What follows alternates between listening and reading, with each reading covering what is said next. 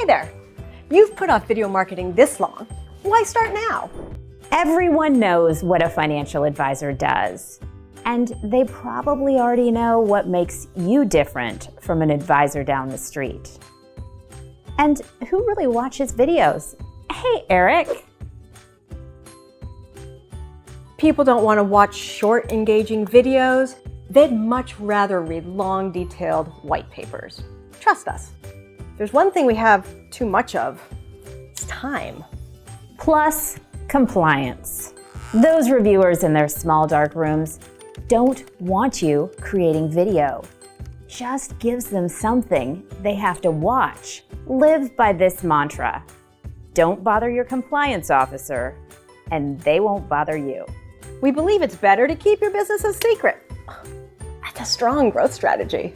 Ask yourself, do you really need more clients? And do people really need all of those goals and plans you're always working on? No one really retires anyway. Finally, why bother helping prospects find you? They can always look you up in the phone book. Where's the search function? Oh well, back to point number 1.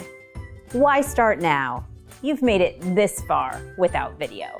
Don't mess with the good thing.